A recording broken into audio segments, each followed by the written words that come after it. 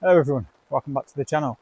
My name is Cooper of Cooper's Mobile Mechanics, and on this very wet and miserable morning I'm going to be doing a timing belt water pump on an Audi A4. This particular engine is the 2 litre TDI, the CNHC engine. So we've got new genuine timing belt kit, genuine water pump. So we're just going to go ahead and replace it. The reason we're replacing it is because it's got a leaking water pump, and I'll show you that in a bit. So I'm going to start off by stripping out the top, getting the top timing cover and everything off. Before doing any of that though, I always want to make sure I do a fault memory check, simply to make sure if there is any faults in there, then I know that they were in there before doing the job. Sometimes I have had it where I've done a timing belt water pump and I've done the fault memory check beforehand, and there's been some sort of like a camshaft position sensor fault in there. Obviously, if I hadn't checked that and I'd done the job and then checked the fault memory after, then I'd be chasing my tail thinking that I'd done something there, when in actual fact the fault was there before. So I always do a fault memory check before. This particular one, there's nothing in there, so we're good to go. Now, there's 2 ways of going about this job. Because the timing belt is this side, you're fairly limited as to the amount of space you've got. So you can either leave everything in place and down there try and squeeze your hand in there, get the little control unit off for the radiator fan to give you a bit more room, or you can take the whole front end off, get the bumper off, get the headlights out and bring the whole front end with the radiator and everything into the service mode, and that gives you a lot more room. I think today I am going to leave the front end, and I'm going to try and do it in situ. If you look at the repair instructions, that is how it says to do it.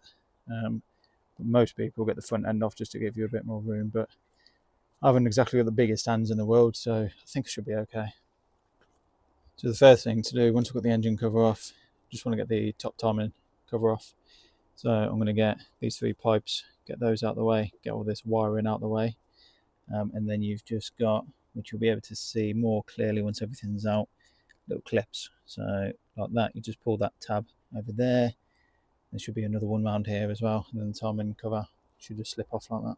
So the first thing I want to do is there's a little T30 screw. I want to get that out, which is basically holding this little sort of bracket that's got the pipe work in.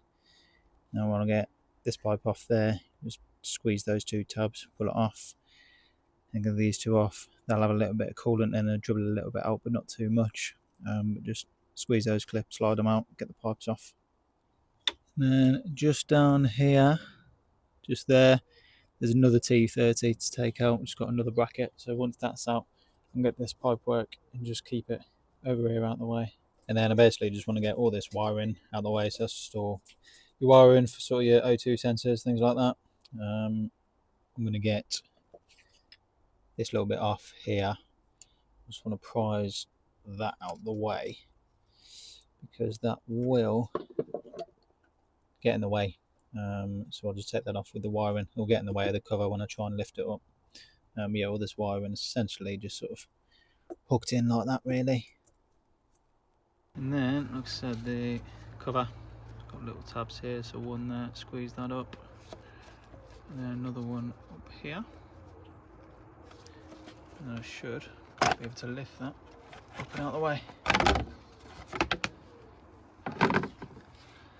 And then down here, you should be able to see where the water pump was leaking. See down there, it's all wet. So we're doing this is a warranty job. It's got like a third-party warranty on it. So we sent it all over, they're happy with it, so yeah. So now, just need to get the auxiliary belt off, and then get underneath, and then down here, so on your radiator, you've got a little control unit here that's held on by 2 screws. Get that out of the way, and that should give you enough room to get, you've got 4 bolts on the crankshaft pulley. That should give you enough room to get that out. So I'll do all that from underneath. So underneath, I'm going to take this little bracket off here, sort of a mounting. Engine's not going to go anywhere because you've got a engine mount on this side, engine mount on that side. So I just want to take this out. So you got 1, 2, 3, and then that basically just kind of slots into that little rubber donut there. Take that off, And then I've got one bolt there, one bolt there, same on the other side, and I can take this support bar off, give me a bit of room. Right, so that bracket, not really gonna, I don't think I'm gonna get it fully out, because of where it's hooked, it kind of pushes up against the chassis leg, both sides. There's not really any space to hook it out fully, but I've got enough room to get under here and get everything out. So that's what I want to take out there. It's got one, I think it's an 8mm screw holding it in. It's got wiring going over here. So I want to take this wiring connector off, pull that out of the way, and then there's another one going up to that fan there, up here, disconnect that, and then I can get this fully out of the way. Now that's out the way, should be able to get that bottom crank pulley out. So around there, there's 4 bolts. They are what are they? Multi-spline, 10mm multi-spline. 4 of those, put those off, get that pulley off, and then I can get the bottom timing cover off, and then we should see the whole timing belt. So to take the bottom timing cover off, got some T30s to get out. So they're quite hidden, can't really see them. There's one here, one under here somewhere, through there, and then there's 2 more down there. The bolts don't come out completely, they're part of the cover, so just keep on winding until they come out. So I'm going to do these top 2 here, then I'll move down underneath, back again, get those 2 out, and then the cover kind of hooks in. You've got to get like a bit of a pick and push it out. You should be able to slot it out upwards. So now with the cover off, we can see everything. So I've already turned the engine over, ready to time it up. I'll just show the timing marks. So this is on the high pressure fuel pump. So you've got a pin that goes in there, and then on the camshaft you've got a pin. You'll go through here. It's kind of hard to show you really. Might be able to get there. Oh, you can just see there. So get a pin through there and into the head, and then down on the crankshaft we've got a locking tool that will go into that little hole there. So the crankshaft tool, so I've got the 2 pins at the top, so this will slot in. So these 2 pins here will go into 2 of the bolt holes where the crankshaft pulley went onto the sprocket, and then this pin here will go into that hole that I showed you, just like that. So we've got the crankshaft locked up, got the high pressure fuel pump locked up, and we've got the camshaft locked up. So now it's time to get the belt off. So when getting the belt off, what we want to do is, there's a T30 here which sort of bolts between the camshaft pulley and the little U-shaped bit that I showed you to time it up. Just want to slacken that off. I don't take it out all the way, just slacken it off. Slacken off that 16mm bolt. And also want to slacken off the 24mm nut for the high pressure fuel pump.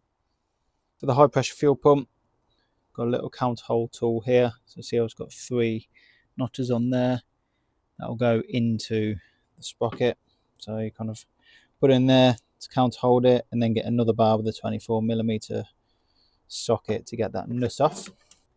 And then for the camshaft pulley, it's got this tool here to count hold it. So you want to pop it in like that, and then get your 16mm socket onto that bolt with a long bar and slacken it off. Again, not take it all the way out, just slacken it off so that this rocket can move around. Well, they're all slackened off now. That bolt there, I kept saying 16mm, it's actually an 18. But now that they're all off, I can now undo the tensioner. So this is a 15mm nut. So just want to undo that.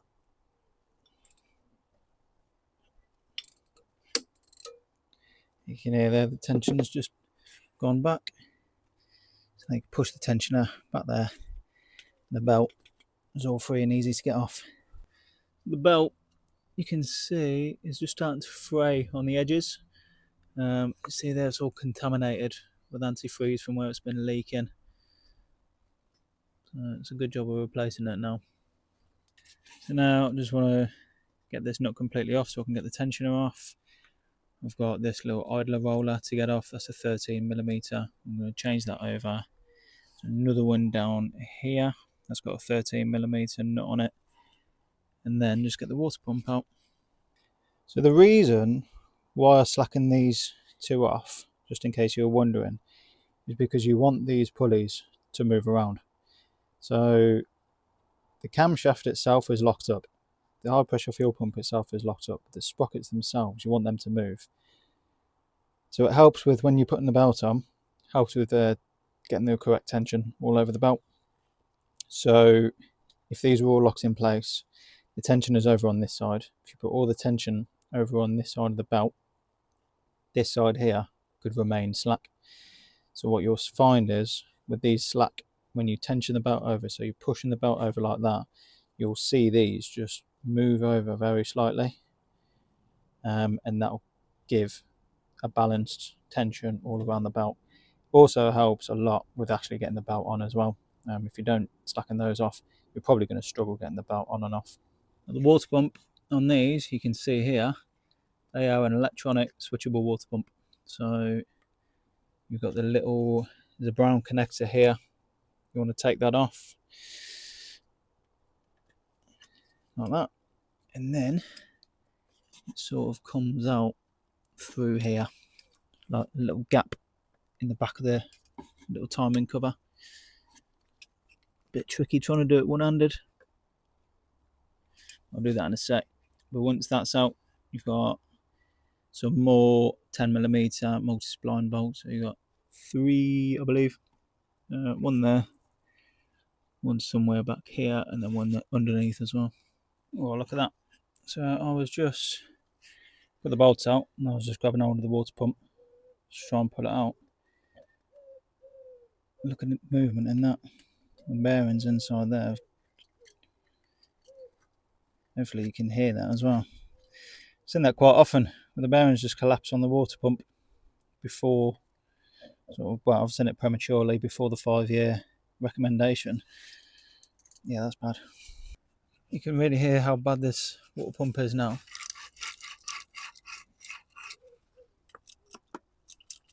The bearings shaking around, grinding.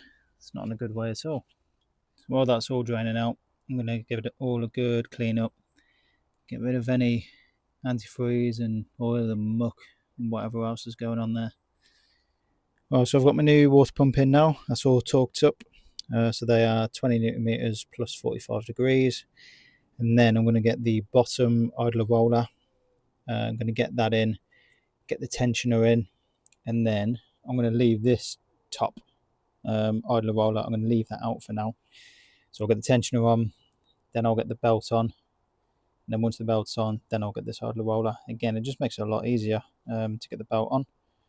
So now for the tensioner, what I like to do, again, to make it a lot easier for yourself to get the belt on, some of them have a little hole here. And I've got a few of these little pins. Some tensioners come with a little pin in, but some don't.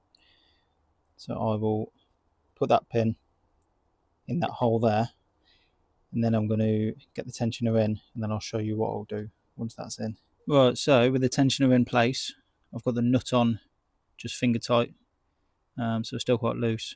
Now with that pin in, what you can do is with your 6mm Allen bolt, when you wind the tensioner over, you see how it pulls the tensioner all the way to the left, so it keeps it out the way. So it goes to a stop there. Once you get to that stop, tighten that nut up, and that will keep the tensioner backed out the way so that you can get the belt on. Then when it comes to tensioning the belt, so you've got your belt on already, you'll slacken off that nut again, pull this pin out, and you'll see the tensioner fire forward, and then you can wind it over, and you want to line up that mark and that mark, get those two together, and then you know it's all tensioned up properly. Well, so now I've got my belt on, got that idler on there. When routing the belt, best way is to get on the crankshaft sprocket first, come up and around the tensioner, around that idler, around the tensioner, around the camshaft, then around the high pressure fuel pump, and then put it on the water pump last. It's the easiest way to do it. So now I just need to get this pin out of the tensioner. So if I undo this nut, see there that it moved, get the pin out, and now I can tension it over properly. So with the tensioner, like so, I want to wind it over until that mark matches that mark there, like that. And now I can tighten up the nut and get it torqued up. Alright, so everything's in and torqued up. I've turned the engine over by hand and then just made sure I can get it all timed back up again, which it does. I've filled it up with coolant already, and then I'm just going to, hopefully that'll just start to bleed through and drop down as I'm building it all back together. But now it's essentially just a case of putting it all back together in reverse order. So get that bottom timing cover in, get the crankshaft pulley in, and work my way back up again. Right, so all I've got left to do is the top cover, all the little bits of wiring and the pipe work to get back in. So the cover basically hooks over. You want to hook it over here. So as you're getting it in, make sure that back end hooks over and those two tabs locate in place. And that is basically the timing belt all done. So now I just need to run it up, let the coolant all bleed through properly, get it all up to temperature, check the fault memory, and give it a little drive, and that'll be job done. So now just running the engine, getting up to temperature, just checking the coolant level there, coolant temperature, sorry. And then while that's doing that, I just want to check fault memory once more, just make sure I haven't got any new faults in there. Perfect. So yeah, like I say, I'll keep this running, get up to temperature, take for a drive, make sure the coolant's all bled through properly, and then that'll be it. Right, so that's me all done. Like I say, there's two ways of doing these belts. One is to bring the whole front end forward, give you some room to do. The other way is to do it the way that I've done. I say repair instructions tell you to do it the way that I've done, but a lot of people bring the front end forward to give you more room. There's no right or wrong way of doing it. I've done them both. The only reason I did it the way I did today is because I'm sort of working space here, and it's raining, been raining all day, so I didn't really want to leave the bumper and the headlights out, risking getting wet. So yeah, I just did it without taking the front end off. It's a bit of a squeeze, makes it a bit tighter, getting your hands in there. It is a bit trickier to get in there, but I think the time that you save from getting the front end forward probably works out about the same, to be fair. So yeah, like I say, a lot of the time I do bring the front end forward, but today I just chose not to. But anyway, I hope you've enjoyed watching the video. Hopefully you've learned a couple of things, picked up a couple of little hints or tips. If you've enjoyed the video, please don't forget to like, comment, subscribe, share the video around with your friends and family. And yeah, thank you very much for watching, and I'll see you on the next one.